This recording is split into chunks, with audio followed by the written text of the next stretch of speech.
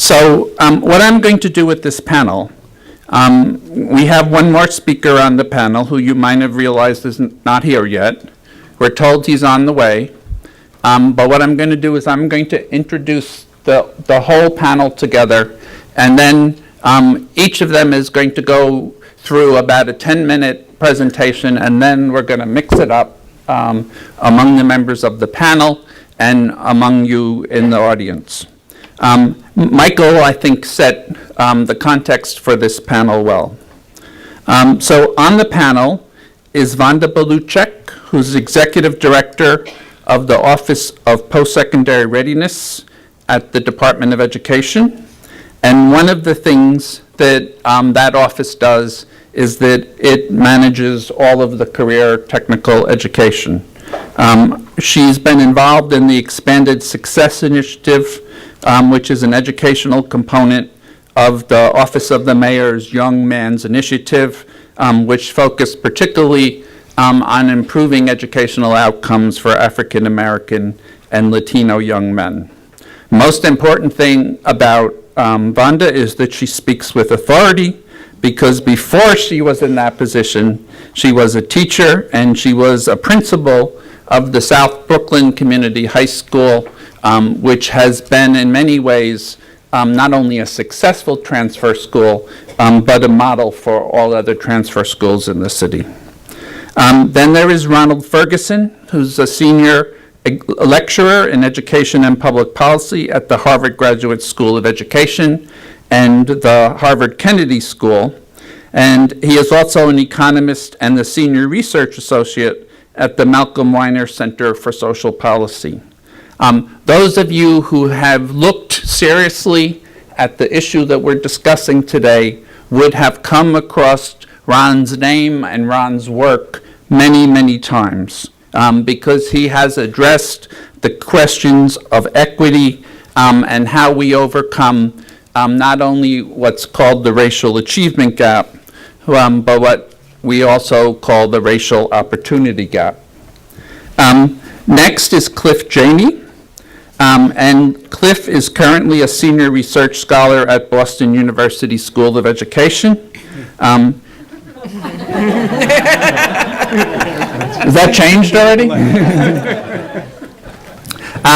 Cliff has been, he was previously at the Bank Street School of Education, if they gave me my information in the correct order. And he is a member of the Albert Shanker board of directors, and so we take a particular pride in him. And Cliff is also someone who comes with a great deal of experience, because he has served not only as a teacher and a supervisor, but as the superintendent for the Newark Public Schools and the superintendent for the District of Columbia Public Schools. And so certainly the issues that we are looking at today are issues that he has grappled with. And last but not least is Dr. John King. Dr. John King is the New York State Education Commissioner, who oversees all 7,000 plus public and independent elementary and secondary schools in New York State. He has not only the usual master's degree and doctorate degree in education, but he also has a law degree from Yale School of Law. He is a former high school teacher and middle school principal, and he has earned a national reputation for his commitment to educational reform. I will just remind you of what I said last night, which was Roberto Rodriguez, who is the education advisor to President Obama, was originally scheduled to be on this panel, but because of the government shutdown in Washington, D.C., everybody in the federal government is grounded, so he will not be with us today. And we will wait on our last person to introduce him. So let me move over to the table. And why don't we start with you, Wanda? Sure. Good afternoon, everybody. It is a great honor and privilege not only to be here today, but to talk about one of the topics that I think is most essential in education, and especially in New York City. As you heard, my name is Vonda Belusig-Voller. I run a small part of New York City's Department of Education called the Office of Post-Secondary Readiness. And I always tell the history of how we came to create the office because I think it speaks to the commitment that we have to the city's most underserved populations.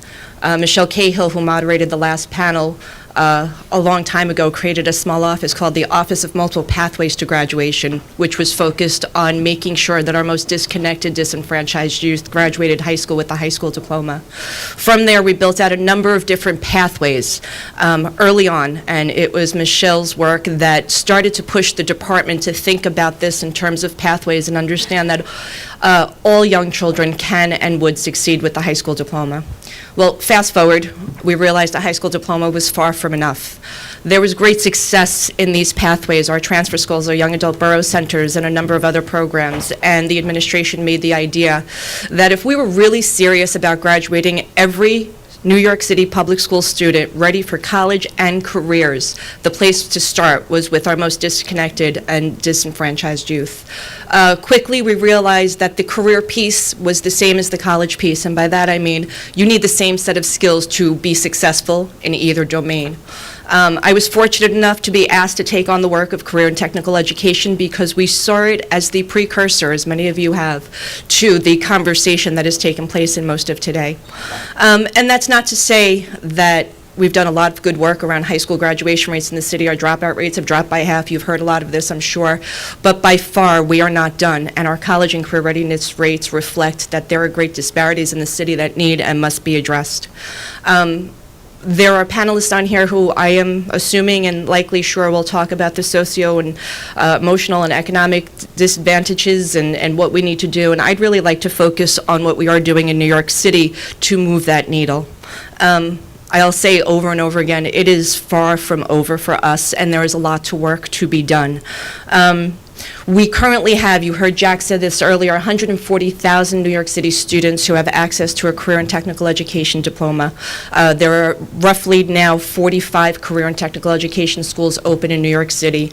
Prior to 1960, we had not opened a single new school. And our programs between 1960 and 2003 by far didn't reflect the kind of programs that would allow young people to graduate and earn a family sustainable wage.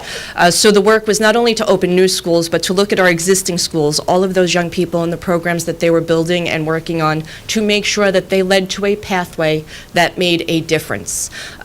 Stan Litow was here earlier. He talked about Pathways P-TECH as our 9 to 14 model. That is one of many, many, many models in New York City that we are proud of. I've got some 9 to 14 leaders who are about to open a new cohort of schools for us in different areas, not just technology, and you guys should get to know them. They're a powerful bunch of leaders. But we've also opened schools that we believe will serve the New York City economy. The Academy of Software Engineering, BASE, Bronx Academy, with the focus on computer science and trying to revitalize New York City's technology sector.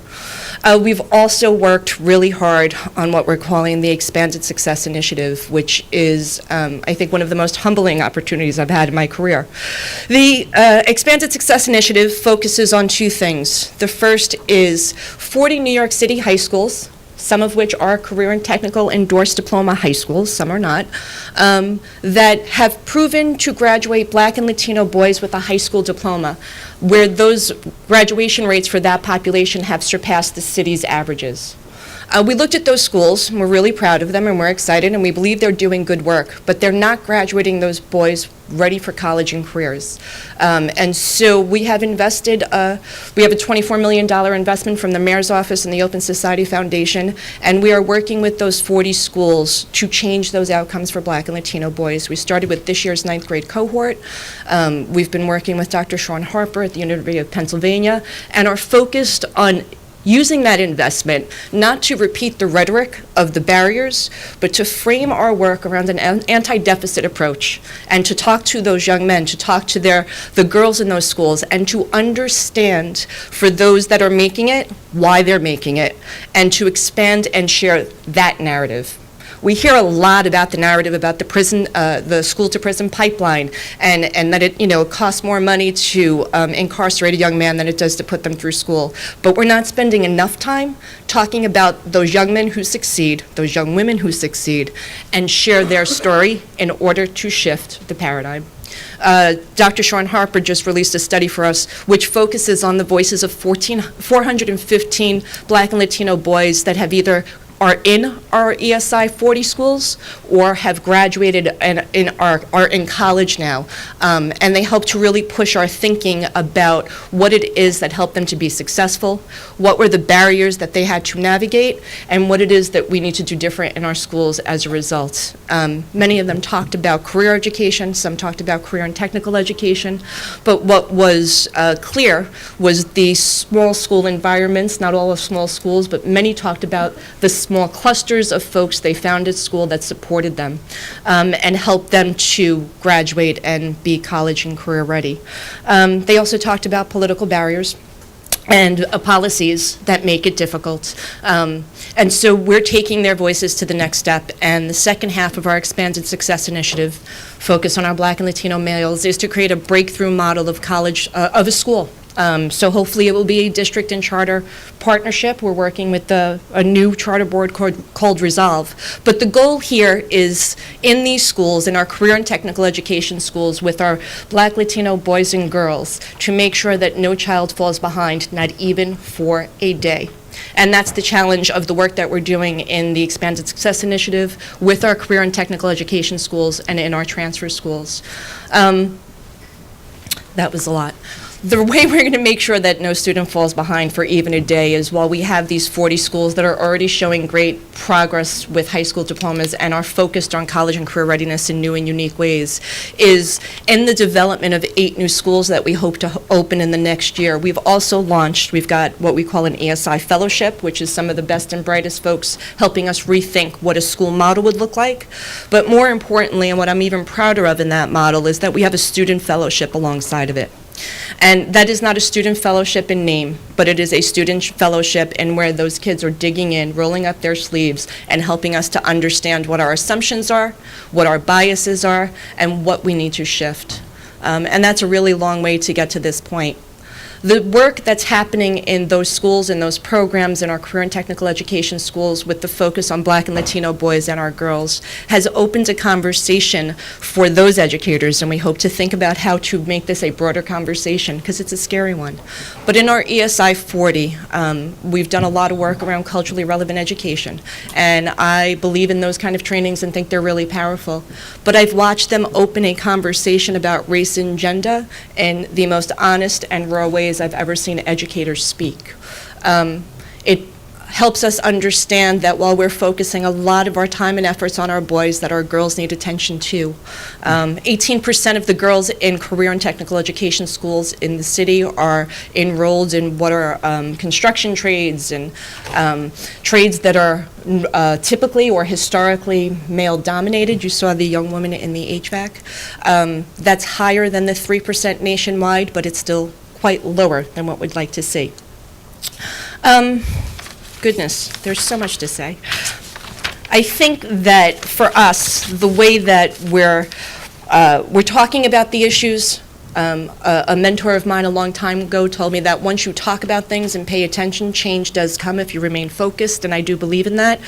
We're making financial investments and focusing on how to do things differently and better. We're honoring the voices of communities and families in a way I think that we have not been as strategic and focused before. We're also thinking really critically about our teacher pipeline and understanding that in order to provide real options for young people, you need really strong teachers. And so a partnership with the United Federation of Teachers that I am always excited and proud about is our SVA program, and that stands for Success Via Apprenticeship. It is a program that takes CTE graduates of New York City, enrolls them not only in college courses at a CUNY school, but also in a trade so that they apprentice in the classroom to learn to be teachers. They are paid a salary, they get benefits, and they get their degree. The retention rate in that program is phenomenal. It's a small cohort of folks. There's about 45 folks in the cohort in any given year across first, second, third, fourth year of college and student teaching. But we have a retention rate of over 85%. We've trained over 300 CTE teachers, 90% completion rate, 85% retention rate. And that's because you heard about it in the panel before, this idea of classroom and apprenticeship working together does work. And the SVA program in my head is one of our strongest CTE programs. While it's a CTE teacher pipeline, I actually think it mirrors the work that we aspire to do in our schools. Many of you got the opportunity to see the other things that are really important to us this morning. You were at Aviation or Food and Finance or the Harbor School or P-Tech, and I know there were others at Edison. What's different for us as the years evolve and we get better at CTE is our partnership, not only with the industry, as Stan spoke to, but also with CUNY. The work with industry is so super important to us that we've invested not only the time and energy, but we've reorganized our work so that we have what we call industry engagement coordinators. We have members who sit with Jack Powers on the CTE advisory board. Diallo is our representative there. But our industry engagement coordinators are out there talking to our industry partners about what the workforce looks like, what it needs to look like, and what it should look like in 5 years. They roll their sleeves up with us, they help us develop curriculum, and ultimately they help young people into the industry through networking, through summer internships. Melissa mentioned them a bit earlier. You know, the power of that partnership has been absolutely incredible, and you heard a lot about it from Stan earlier. You can talk to our other principals, our 9 to 14 principals, but ultimately I can only echo what you heard most of the day, and I'm going to turn it over. Ron?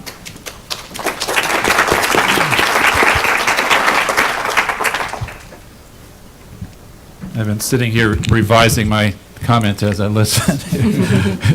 This notion that CTE does work. I'm trained as a researcher, trained to be a skeptic. And it's true that CTE can work, but how often does it work? And what is it we need to do to get from where we are to where we can say with confidence it does work the vast majority of the time? When Leo mentioned the skeptics and the pushback from the state level when you talk about CTE, one of the reasons for that is that there is a big challenge to be solved for the system at large, which is that it still is true that there's great disproportionality by race and gender at the bottom end of the achievement hierarchy. And the people are reasonably wondering whether CTE is the new answer to that. Okay, is CTE the way we're going to deal with all these kids who don't do very well? Because they remember 30 years ago when vocational education was the way we dealt with a lot of it. And it is the fact that when we did away with a lot of that during the 1980, test scores for black kids skyrocketed. There was a major narrowing of the achievement gap for 17-year-olds during the 1980s in the National Assessment of Educational Progress. And so it looks like when we shifted toward more academic, more college prep curricula, we got some bang for the buck. And so there's a worry among some that we're going back in that direction. And to the degree that we're not going back in that direction, which I don't think we are, there was talk up here today about the high quality, about the student who turned down Stuyvesant to go to a CTE. To the degree we're not going back in that direction, then we still got the problem of what do we do with the bottom 20% of the kids? Because we may end up that the CTE programs are largely populated by the kids who used to be in the standard college prep track. And the ones who were below that or who weren't doing well are still left out there hanging. So how do we deal with that group, and how confident are we that CTE will reach back and help those kids effectively? The I write poems for teachers, and I have a couple poems here I was just tempted to throw in to the mix today.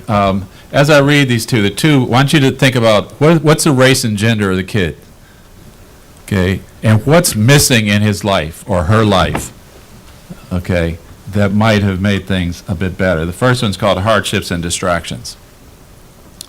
Going to have my dinner at my grandma's house today. My mom's is staying late for work to make some extra pay.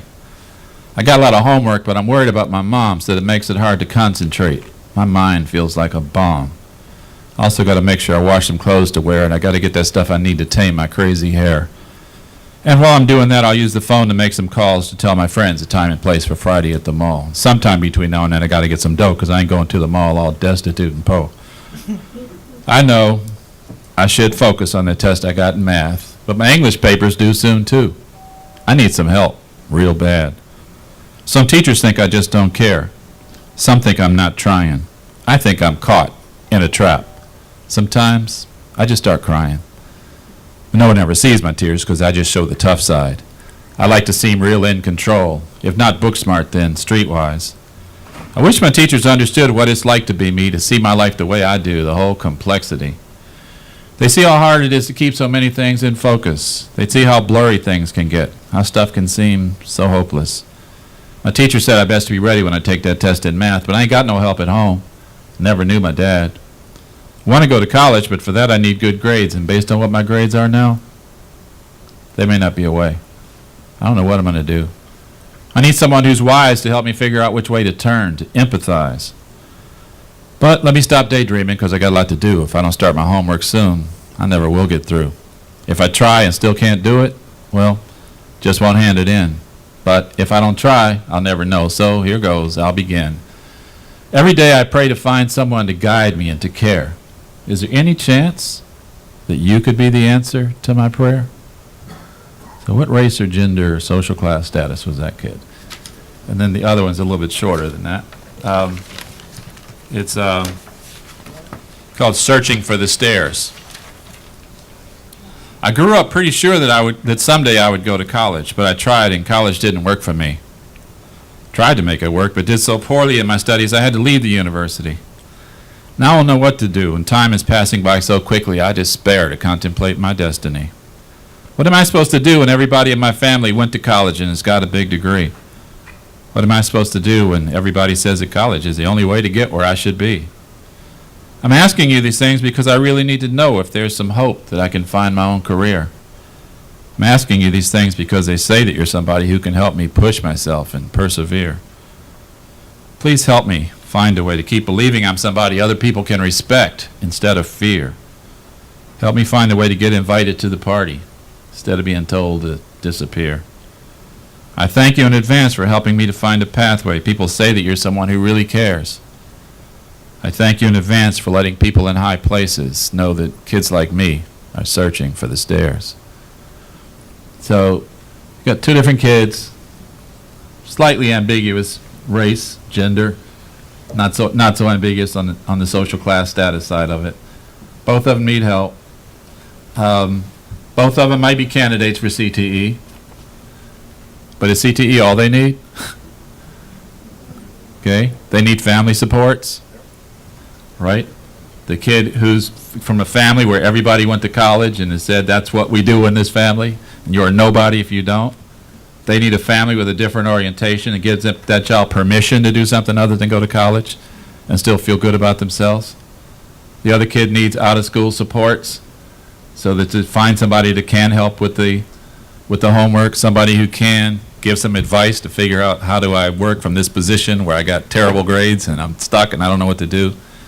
Okay, so there's a larger need for a nurturing system, and CTE fits into that, but it's not the only piece of it. So this is part of a bigger picture, and I like to talk about a whole movement, the movement for excellence with equity, starting with early childhood and getting kids to the place where they aren't stuck in the position that these particular kids are stuck in.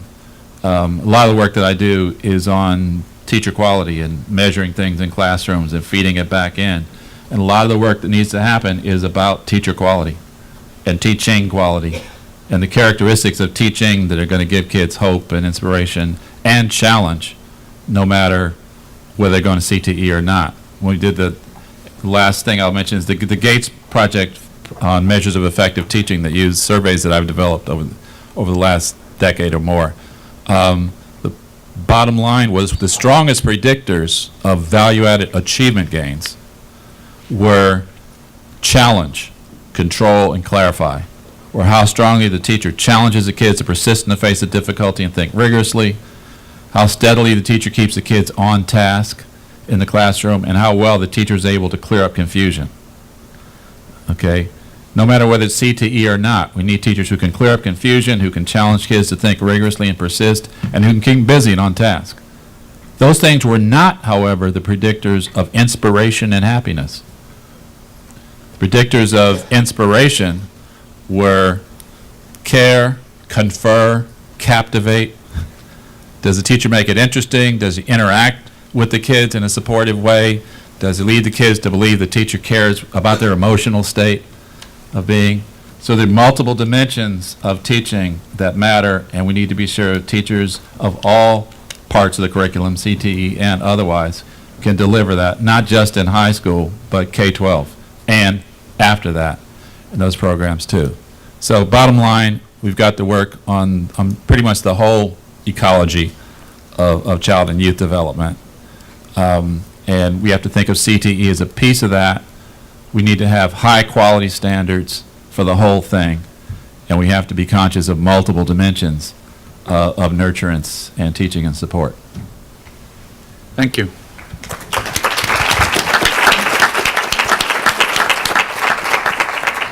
John? There are moments on a panel where you think, now he said Cliff's name before mine, so hopefully Cliff's going to go next. Try to follow Professor Ferguson. Rock, scissors, or paper.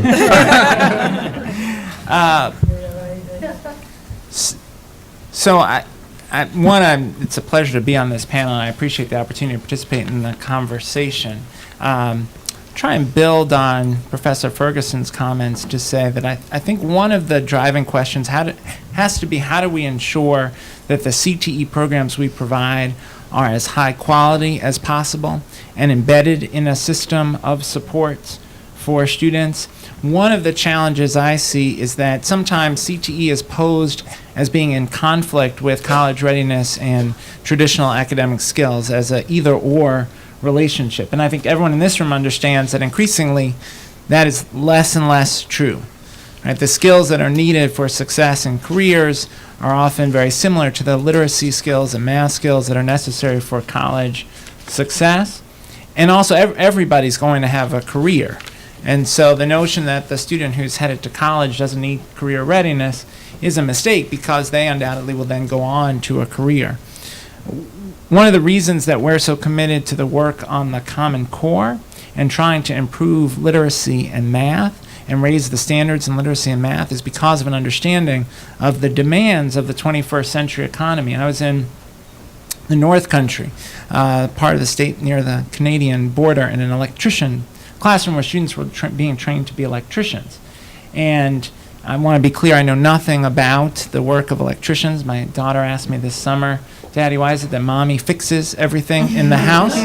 So I have no relevant content knowledge, but I did pick up the National Electrical Code while I was in that classroom. The National Electrical Code, the Bible of electricians, is written at a level of text complexity that is at least as high as the novels that are assigned in the typical American high school classroom. And so one challenge we have in how to get CTE right is to make sure that CTE is a path that still ensures students have strong underlying academic skills, and that preparation can't begin in high school. It has to begin at the earliest stages, ideally with, as Professor Ferguson suggested, early childhood education that is high quality for all 3- and 4-year-olds. So academic readiness is key. A second key is resources. I've visited some CTE programs that are outstanding around the state. I've also visited some schools that, whether they're called vocational schools or CTE schools, they don't have the right equipment. They don't have staff who are trained in the modern version of the job. Right? So, for example, There are some excellent programs around New York State that train students to be auto mechanics, to work on the automobiles that are currently on the road, right? And which includes learning a whole set of technical skills and to use a whole set of machines that didn't exist a decade ago. On the other hand, there are high schools around this state, particularly in some of our high-needs communities, that have none of the equipment that one would find in a modern auto mechanic shop. And those students aren't really being prepared for the jobs that exist. And so resources matter. The governor and legislature last year committed resources to replicate the P-TECH model, partnerships between school districts, higher education, and business that will allow students to graduate with a high school diploma and associate's degree and first in line for a job with a business partner. So we're now replicating P-TECH in 16 places around the state, in each regional economic development area, and in a range of career areas, from advanced manufacturing to IT to healthcare. So that's an important investment, but a small investment. We also use Perkins funds there, and I worry that Perkins funds ought to be, should be a much larger pool of funds. And the current dysfunction in Washington suggests that the prospects are dim for more investments there. But we know that our international competitors are making significant investments in high-quality CTE and apprenticeship programs. The resource is a second challenge. A third challenge is the incentives, and Michael referenced this in his opening remarks. Superintendent made the point to me, look, we're accountable to get students to pass 5 Regents exams, get the necessary credits to get their diploma. CTE is nice, but it's like AP courses or an IB program. It's an extra. And my core task, the thing I'm accountable for, is get the kids through the 5 Regents exams. So one of our challenges is how do we shift how we hold our high schools accountable for performance, what we ask of our high schools. So we get at both readiness for college and careers and some of the associated skills for success in life that Professor Ferguson was describing, but also how do we maybe think differently about the Regents exams themselves. One thing that I've asked the Board of Regents to consider is allowing a CTE credential to substitute for one of the 5 required Regents exams, because I believe we ought to make the CTE credential a core part, a possible core part of the graduation requirements, and that a student who has 4 Regents exams at 65 and Cisco certification is probably better off than the student who just has 5 Regents exams at 65. Not just probably, certainly better off.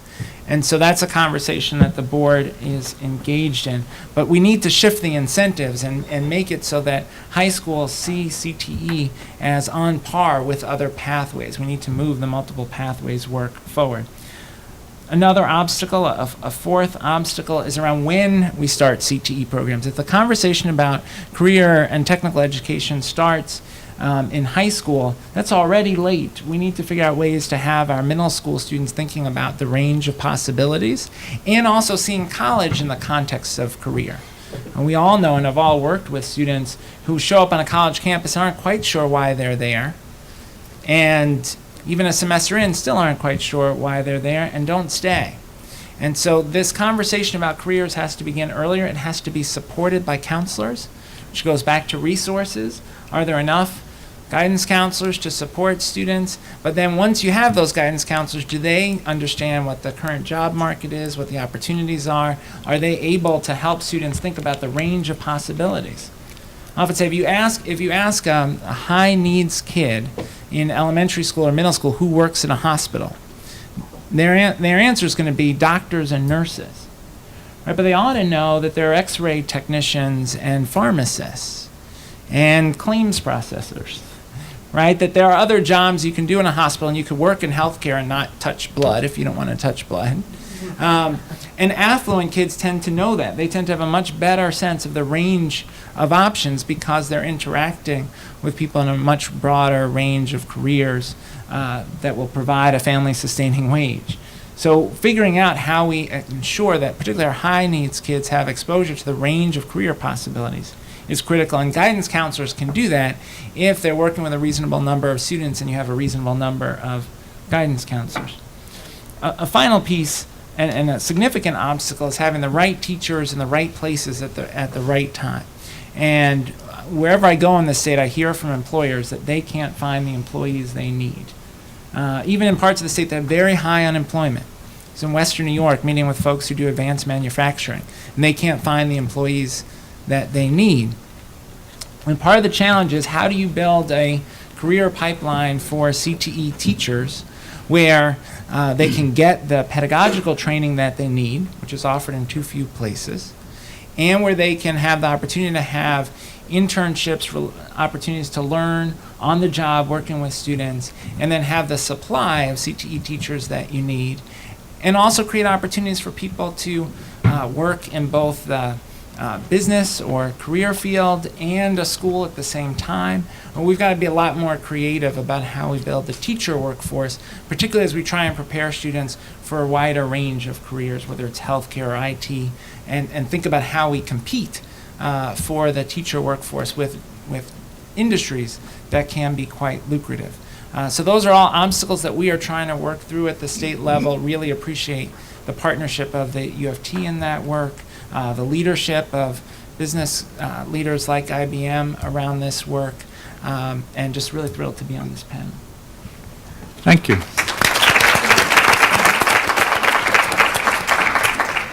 Cliff? Thank you, Leo. My name is Clifford Janey. My wife and I are here from Washington, D.C., a city where duplicity never sleeps.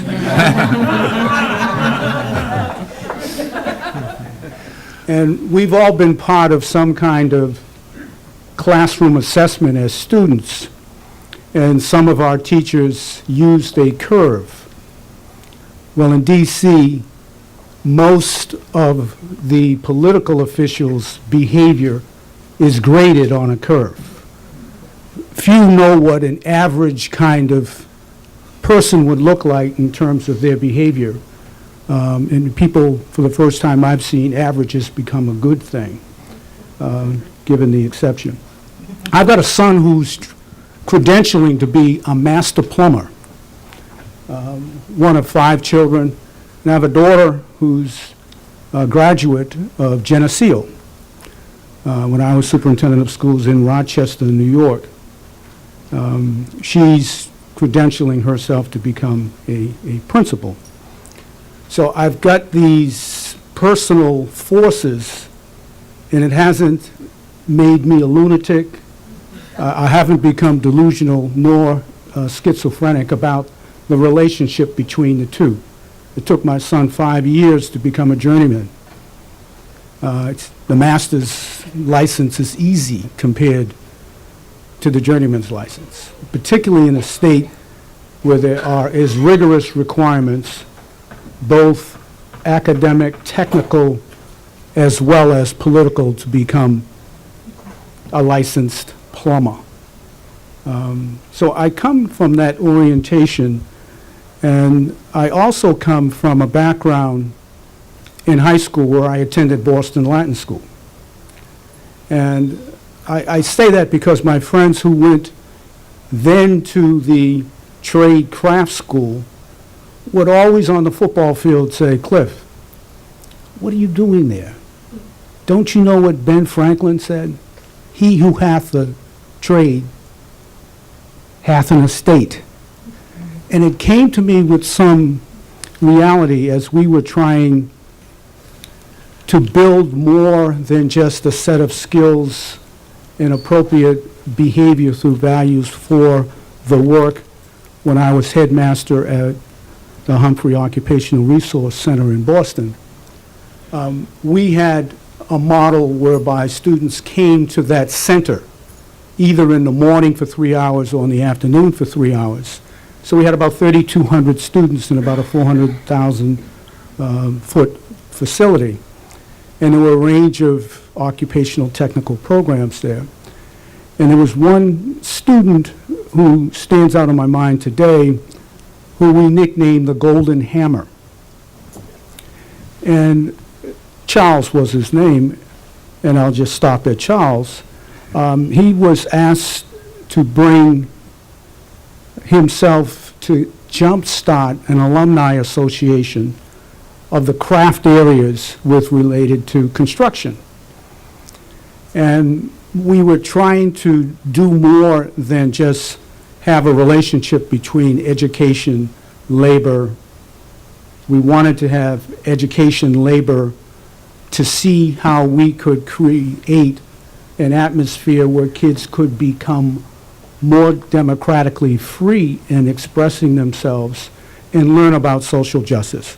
We knew kids were more likely to vote, forget the side of the aisle, but vote if they had career employment, if they were stable in home.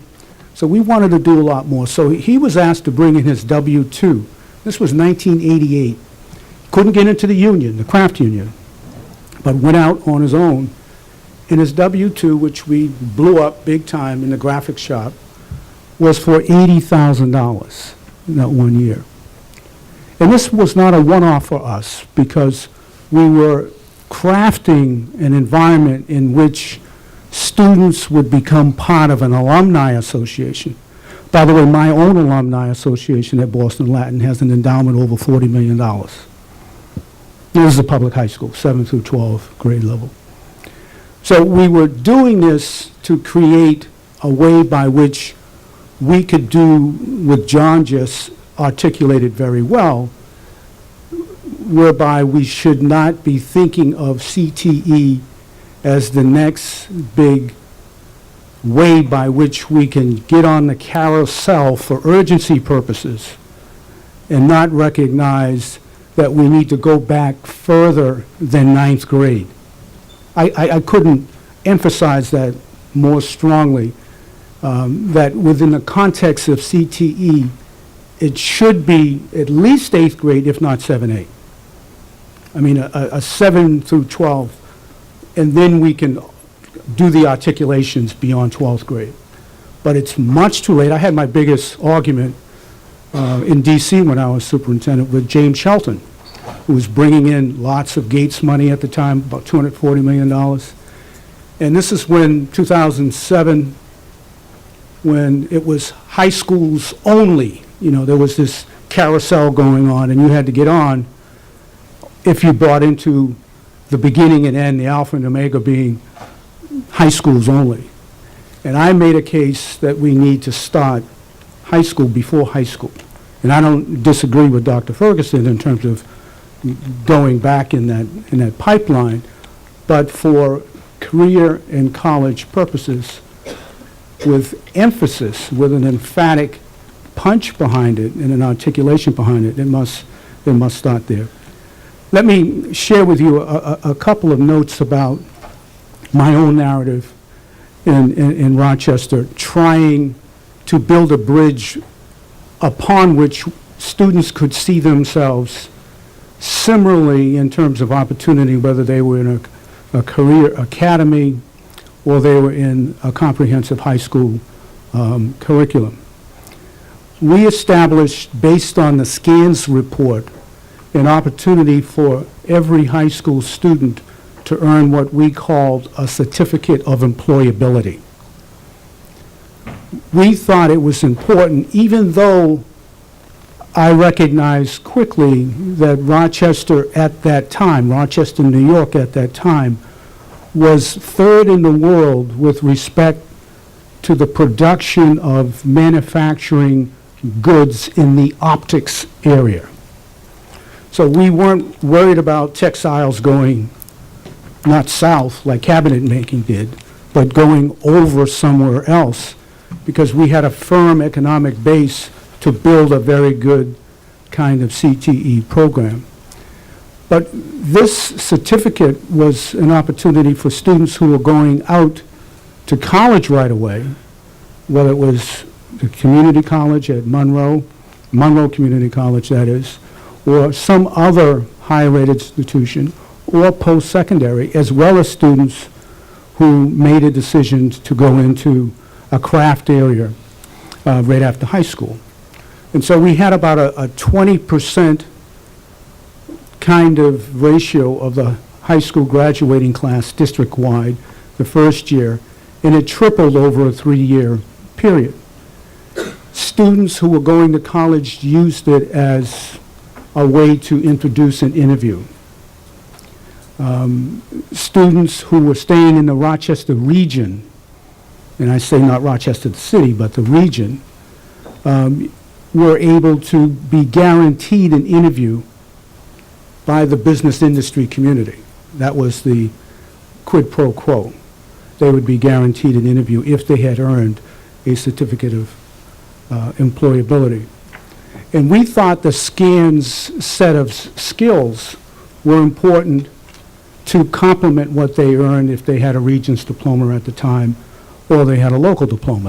And at that time, it was, one or the other. But we also thought it was important for kids to learn, because the way by which they earn the right to have a certificate of employability was they had to do an exhibition through a jury made up of business, industry, higher ed, guidance counselors, and recent graduates of the City School District of Rochester. And that body had the ultimate authority to go up or down, not me, not the recommendation of a teacher, although that was certainly part of the work under review, but that body did have that kind of authority. And we wanted the certificate to teach kids not only of new careers that were going to be created, evolving from older ones, which is different from jobs that have not been thought to exist in the future. I mean, how do you get kids to freeform about what jobs might need to be developed, and they're not even in play now, versus a job that becomes new from a previous one? New set of skills, new knowledge, all of those kinds of conditions. And this certificate allowed kids to sort of play at that level. When I went to DC, and we did this by policy. This was not something that we had to rely upon Perkins to give us the blessing to do. This is not something I had to negotiate with the school board. It was something within the authority of the superintendent to have this institutionalized within the district. And what we did after that in Rochester, we made a requirement for every senior to prepare for an employment interview. We knew certain students looked very good on paper. They exceeded the standard of what would be eligibility to go into a certain kind of occupation. But we didn't know whether or not their representation of what was on paper would be able to cut through what was expected in an interview.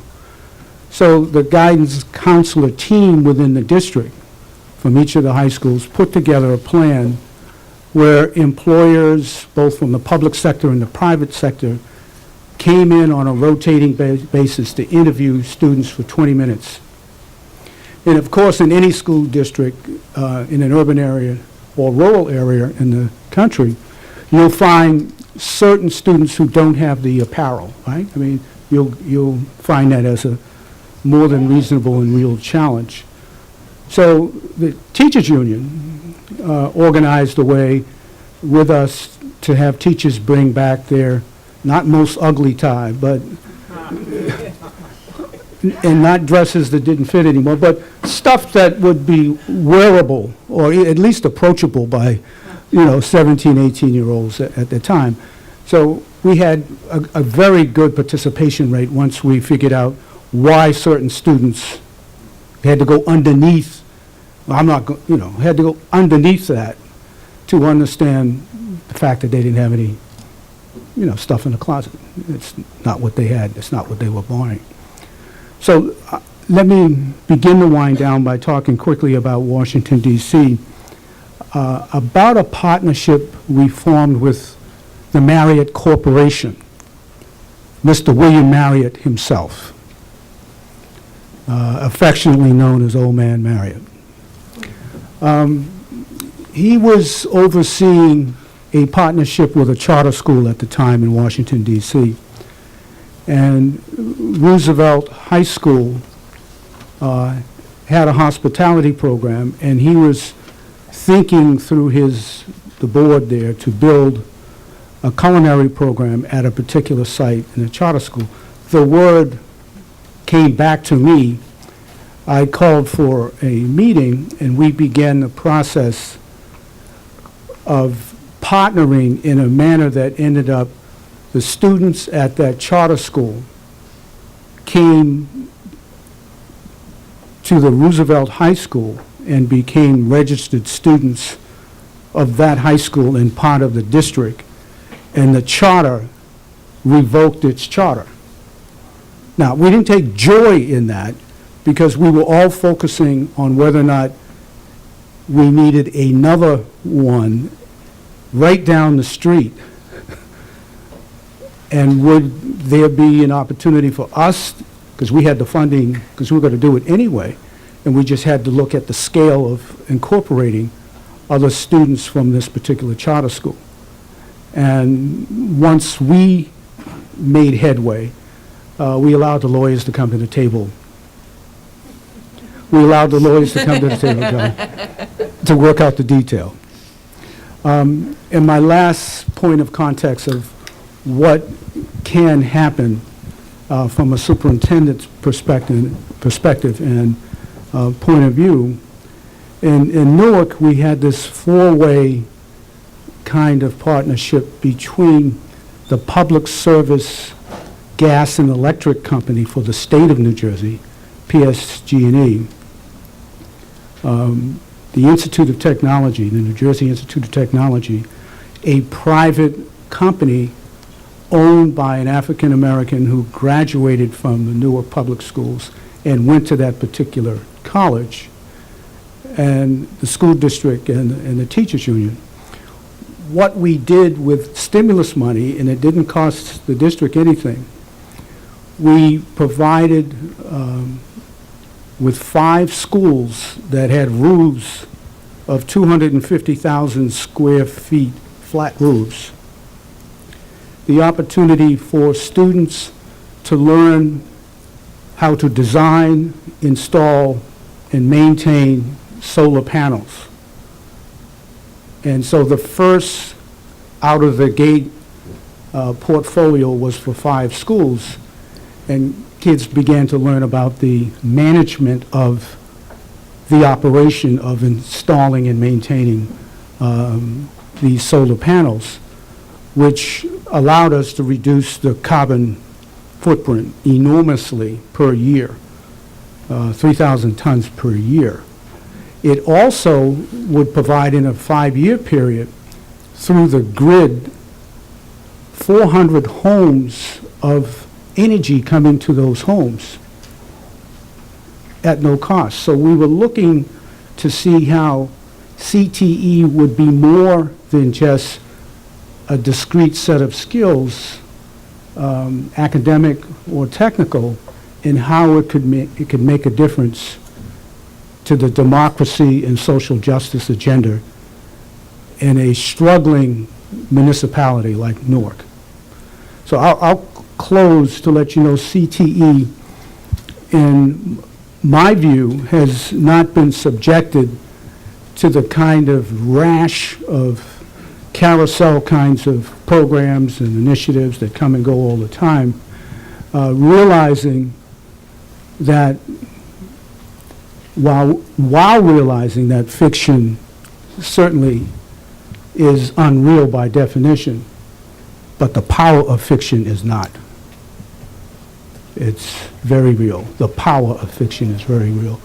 And we need to make sure as we go forward, we heed that advice, and that's not original to me. I don't know who said it, but I made some version of it for this audience tonight. Let me thank you for listening, and I'll enjoy questions and comments as they come forward.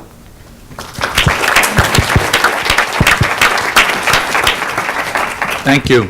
Well, I think there's a lot of food for thought in this panel's presentations. There's Professor Ferguson's challenge. How do we know that we're actually serving the students that are most in need of assistance in terms of getting through certainly to a high school graduation and beyond?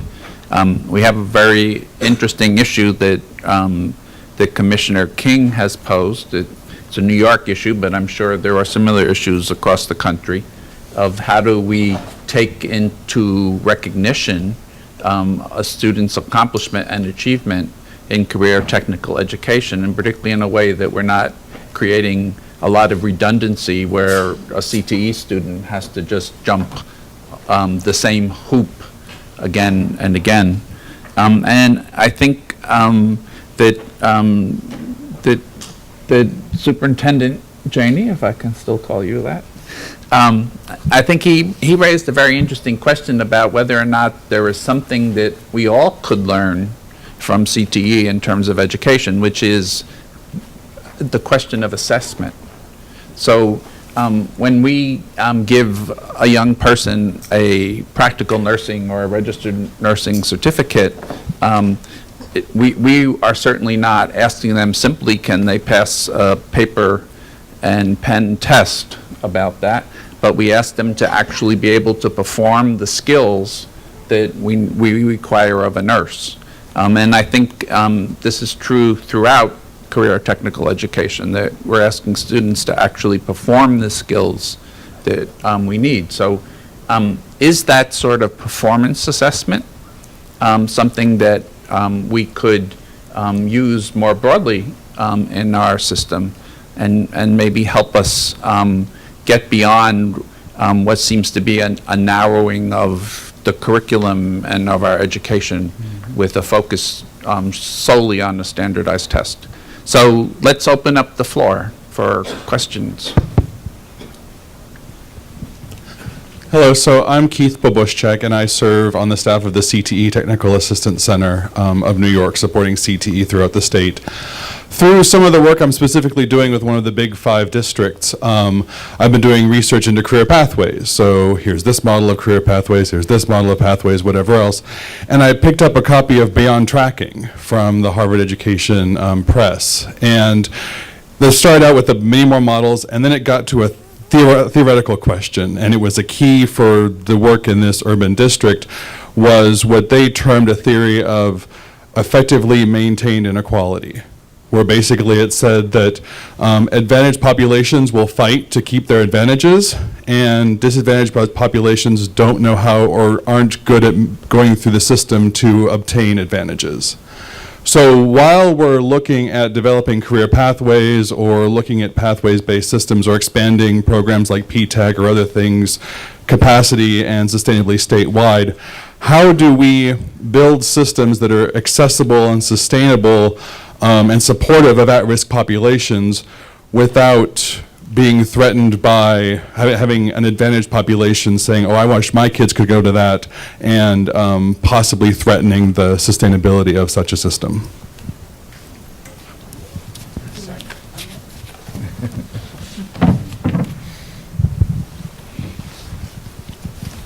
You're aware that has no good answer, right? Question. I mean, people with power will protect it to the degree that they can, and each of us, I sometimes testify in school finance cases. I actually testified in the New York City school finance case, but I was asked once to testify in a school finance case that would have transferred money from my school district to the one next door. And I had kids in the school system. And you feel that tension. I mean, luckily I didn't have to do it because they didn't have the evidence that I would have needed to use to present. But I think we've got to find ways to, one, advocate for less advantaged kids. They need the advocates. There's probably a lot that we can do that's not that threatening to the people who have resources. Okay? And that's another place to start. I think that people found in the school finance cases, when they've been solved in a way that raises the amount of resources going to the less advantaged districts and leaves untouched the resources going to the others, that they've had pretty good success. They've been able to get some some payoffs from that. I think one of the things that scares us about tracking sometimes is that we are afraid that the politics will lead to resources disproportionately going to the advantaged. But the research on tracking and grouping there are also kinds of polite ways to say it's tracking. Okay, the research on it suggests that everybody tends to do well with homogeneous grouping. When they're grouped, tends to do best with homogeneous grouping when they're grouped with other kids just like themselves with the same levels of need, as long as the quality of instruction is uniformly high. Right? The problem in the real world is the quality of instruction is not uniformly high. We assign our best teachers to the most advantaged kids. Right? So you can imagine shifting them around, which is going to be politically really difficult. People are going to fight you. No, you're not taking that teacher and you're putting over there. Or we can work really hard to lift the quality of teaching across the board. And so politically, even though we might not like that's the answer, we need to really work hard to be sure everybody's got a great teacher. And as long as you're not taking teachers away from the advantaged kids, you might even get political support to get that done. There may be cases where you have to fight, but if you're going to fight, then you also need strong advocates for the less advantaged kids. But Leo, Yes. I'd like to just comment from a different perspective. And I agree with Dr. Ferguson about the downside of the Robin Hood approach in this context. But it still leaves alone the ugly question as to how we prepare, not in isolation, from realities of housing, unemployment, the prison system itself. How do we begin to develop skills and values for advocacy when people are so genuinely oppressed and down?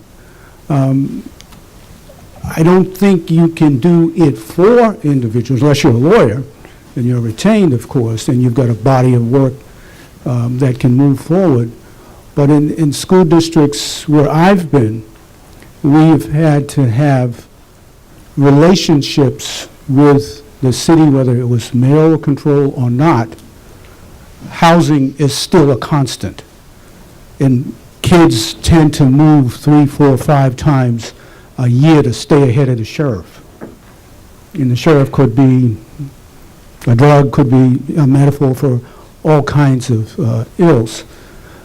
So we need to think through very carefully how we begin to raise that voice in the conversation and the body of work. We got grandmothers raising children, I mean, as the norm. Who was it, James said the other day that he's raising his own grandchildren?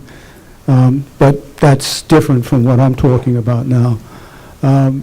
So I think we need to be mindful that that's not going to correct itself given all of the oppressive obstacles that have been generationally put forward.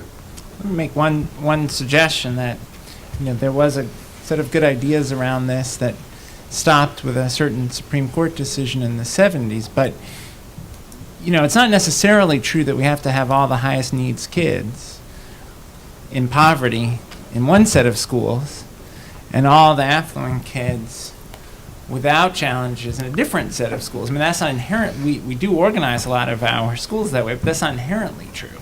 In New York, actually, one of the interesting challenges in New York public policy is that we have BOCES, which you know well, the Boards of Cooperative Educational Services, which are essentially running regional CTE programs across multiple component districts that are socioeconomically diverse, with greater state subsidies for the kids who are coming from the highest needs districts.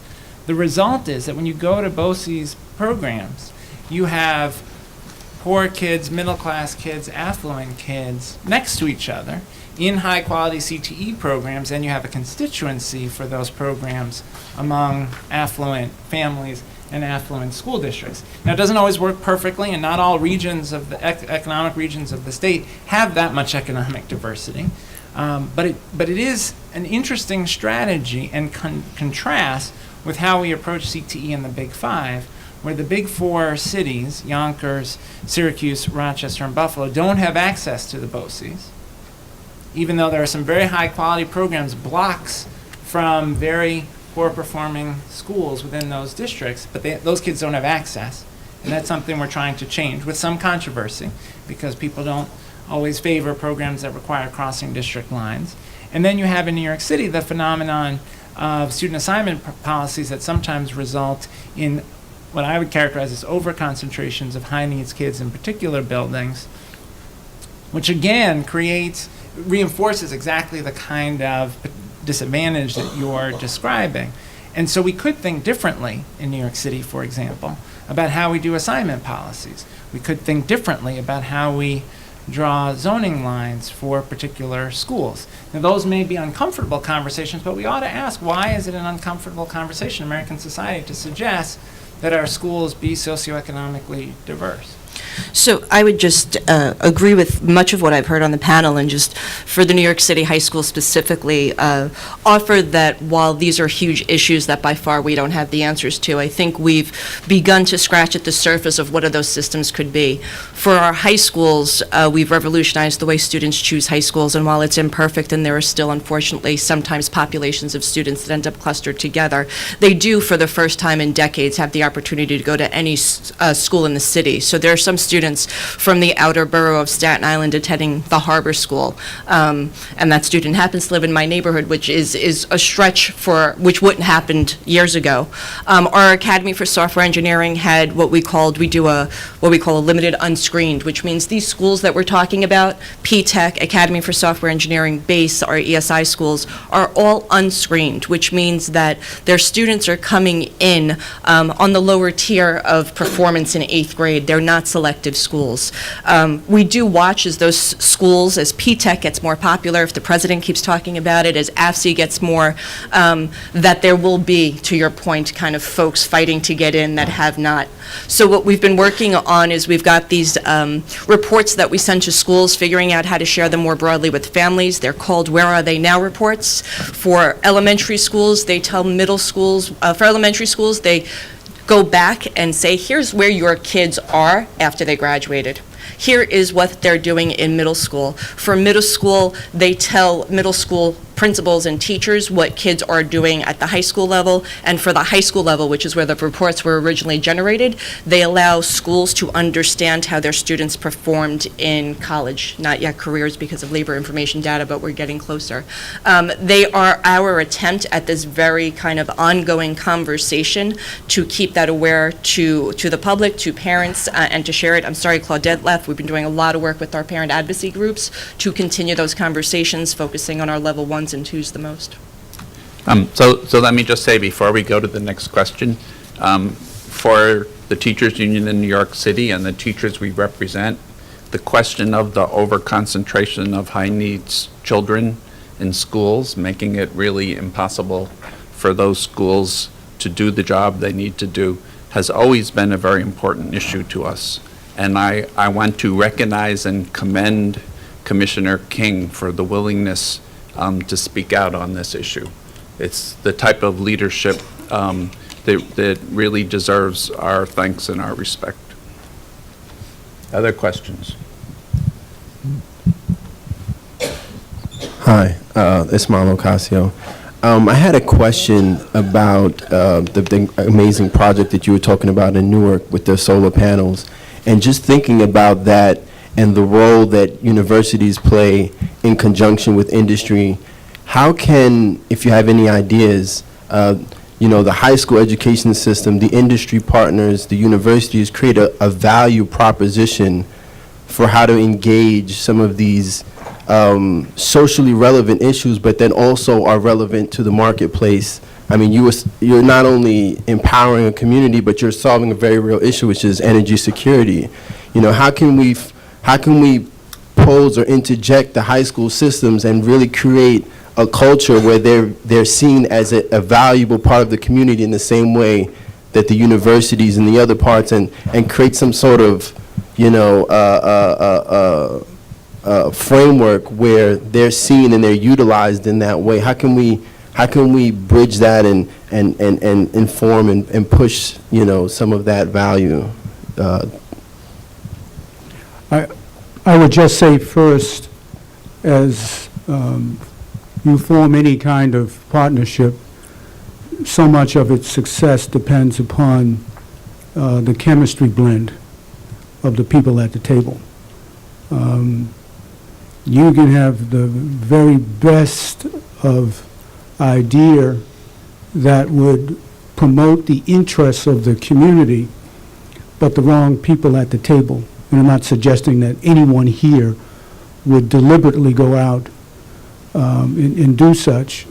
But as you have a relationship with the president of that university or college, you have the president of the gas and electric agency of the state of New Jersey, you've got a relationship with the president of the union, teachers union in Newark, and you have a relationship with the CEO of a small business company who happened to be a graduate of, that local community. You've got to step back and make sure that it's a principles-only meeting. Nobody practically can come in with a vice president, mentioning no names, of course. Everybody has to be there to work through the first stage of seeing how our self-interests won't be compromised by having collective interests, that there's a union between the two, and the work that we do and how we frame the work will allow us to come out of this with a win-win, and that's exactly what happened in Newark. I should say, if you're going to try to instigate such work, having done the cost-benefit analysis in advance to show people that net payoff is a worthwhile thing to do.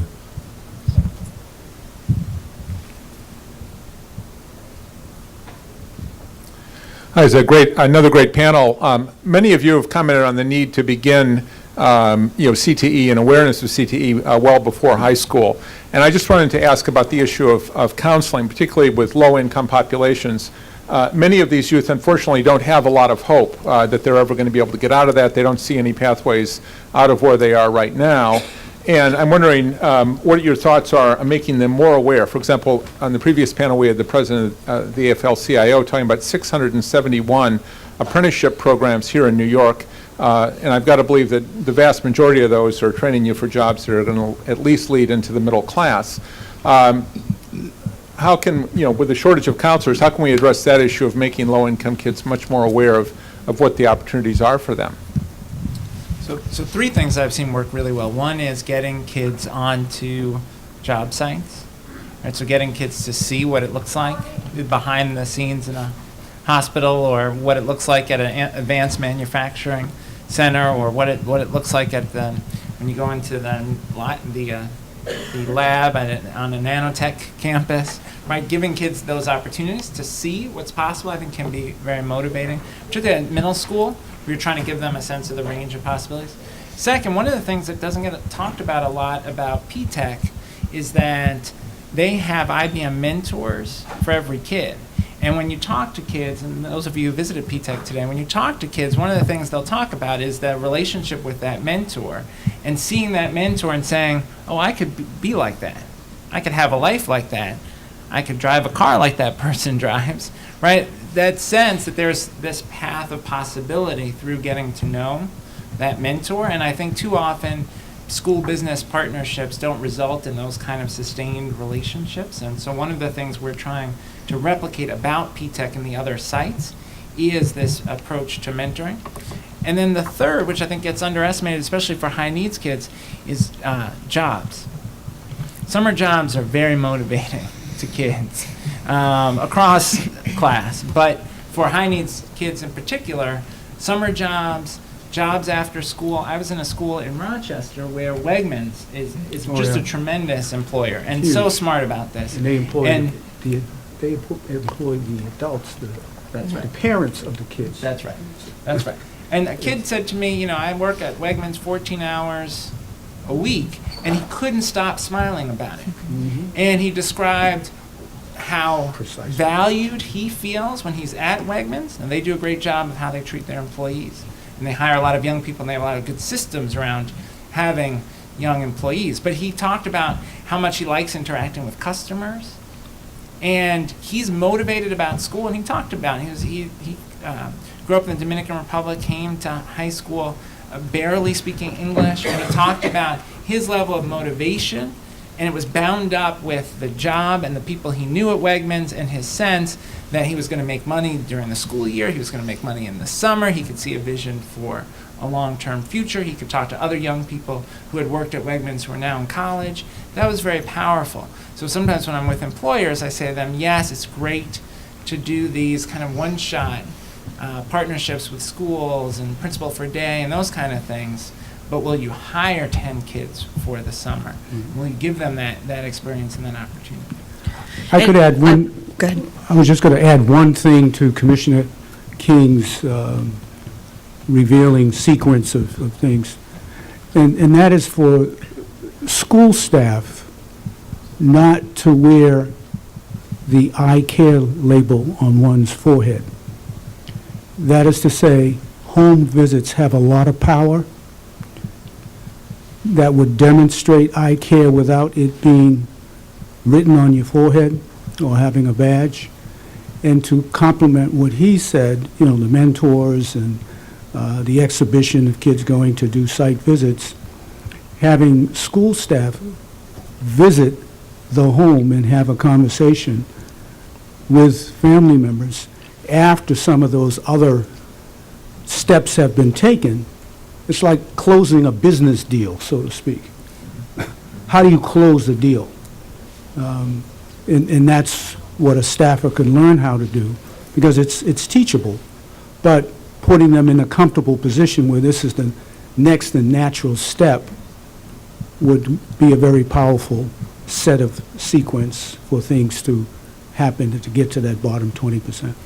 And I would only add, I think the ideas presented are excellent and right on. The way to do that, to the counselor question, I think is really to help middle school, elementary school, and high school staff to understand that college and career readiness and college and career exploration is the responsibility of an entire school staff and not just a guidance counselor. It's what we've been doing in New York City to really lift the burden of the student to counselor numbers and really focusing our trainings and cohorts of teams so that there's a number of people in a building who can help a young person get an internship, help them get ready, help them find that tie, learn how to shake hands and all of those things. So really sharing that responsibility across the school, I think, is important.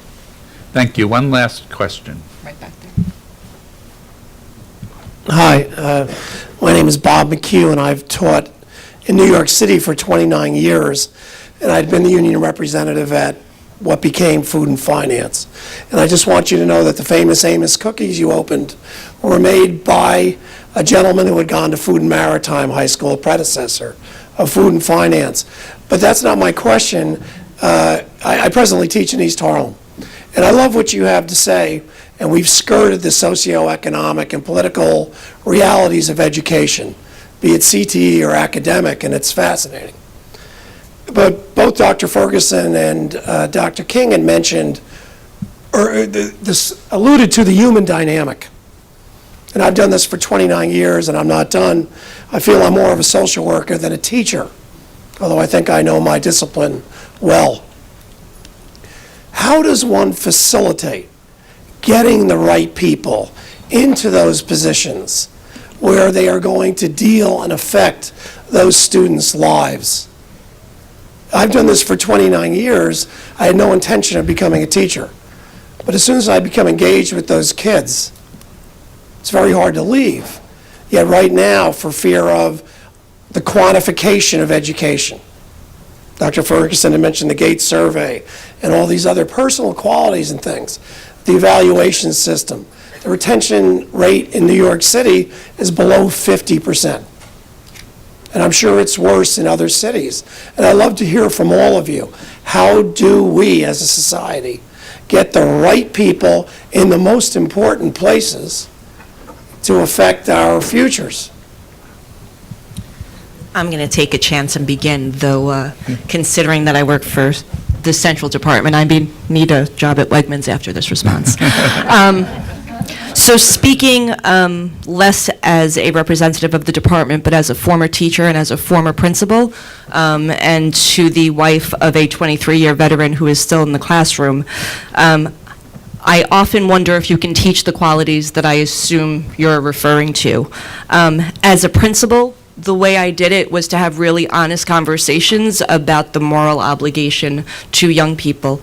It is not an easy conversation. It is not a fun conversation, but the honesty that the power we hold as educators to either build dreams or defer dreams, I believe is a precious service that we serve. And so to loop back to some of the things Dr. Ferguson mentioned earlier on, this idea of the human side and youth development is a critical component of teachers. And I used to joke, and this is with all due respect for the building that I am in and for the teachers I have worked with and those that have worked for me, that the best professional development felt more like intensive group therapy, where we were honest enough and open enough to talk about our biases, our assumptions, and to support each other through it. Because the job is hard, and if you do the job right, it is emotional. And so as an administrator, to support those things and to honor them as much as you honor teachers' abilities to teach technical education or career education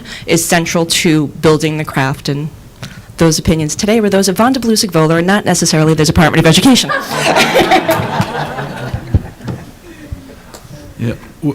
When you look at the most effective schools with disadvantaged kids, what distinguishes those that produce the most learning is that there's a climate of professional press among the adults. The adults hold one another accountable, and they drive out the people who don't get the work done. Okay, and part of what you see is that they also work together to arrive at clear images of what good work looks like. And I mean, the school I've been most impressed with, well, the one I'm most impressed with, but it's just so far out of reach and nobody else could do that. But there's one where teachers actually have to hand in grade at work. So they've got a school level rubric for what good writing looks like for high school students. Teachers twice a year have to give really serious writing instruction in every subject, including gym and art and health. There's a school level schedule that times out, so kids only have like 2 at a time to be working on. And then after those things have been graded, they have to hand them into the department chairs. The department chairs sit with them, talk about the degree to which the grading complies with the rubric and the quality of kids' work. And then the department chairs have to sit with the associate principal and do the same thing, review the quality of work and so on. Initially, people didn't like doing that, but then they did so well, they started to get excited about it. A few people were driven out of the building because they didn't work hard enough, and people said, this just isn't the right place for you. But the standards of kids' performance grew, teachers' professional skills grew because they stopped having faculty meetings and used those only for professional development. Okay, so it wasn't the type of person so much as it was the type of school organizational environment that equipped people to do a better job and held them accountable for doing a better job. And it was peer accountability that was doing it more than it was top-down supervisor accountability. And finally, teacher expectations, it's often more the teacher's expectation for their own performance with the kids they're working with, because they acknowledge somebody could do it with these kids, but I just don't know how to do it. Okay, so we got to work to help the teachers get to the place where they expect it of themselves. Couple thoughts. One is, I think, to create the kind of school environment that Professor Ferguson just described, principles matter immensely.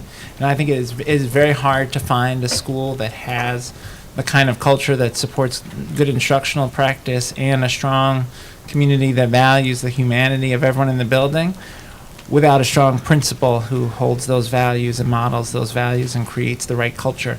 And as a country, I don't think we do a very good job on principal training. Principal training is usually not very strong, and often doesn't address some of the most critical issues for success as a principal. Right? For example, one of the things I worry about as we move forward with the evaluation system, not just in New York but across the state, is have our principals receive the right training in their preparation to observe teachers and give them feedback and engage in the right kinds of conversations about professional practice, and how do we ensure that principals are well trained and equipped to do that. Have principals in their preparation spend time thinking about how you build relationships with family and community and how you help teachers to build those relationships. Similarly, around teacher preparation, you know, I had very strong teacher preparation, but there were things that were missing. For example, we never talked about classroom management. Turns out classroom management matters a lot in 10th grade world history. We also never talked about working with families. So I always say to people, the first time we had parent-teacher conferences, I had no model for what it would look like. I used Growing Pains, the sitcom, right? Because that was the only vision of what a parent-teacher conference would be like for me, because we never talked about it, not once. So when I was a principal, we actually role-played, what do you do in a parent-teacher conference? Just how do you have a conversation with parents about their kids and their performance? So we're trying to change teacher preparation to be more clinical and more aimed at the kinds of skills you need in classrooms rather than just theoretical. One program that we funded through Race to the Top, clinically rich teacher preparation program in Syracuse, one interesting thing they did was that their teacher candidates are required to do an internship at a community-based organization in the community where the school is located, where they are going to do their residency, as a way for them to sort of get a sense of what is this community about, what are the issues in this community, even before they go into the school. I think that's an interesting idea, especially for students who are in undergraduate teacher preparation programs. We have more time with them to put them into those kinds of experiences. So to me, it's if we train people well at the outset, we can see this with some of our international competitors, if we train people well at the outset, the prospects for their success and retention are better. Not perfect, but better, and that's true for teachers and principals. I would add to the conversation that there are three attributes that are fundamental to high-quality teaching.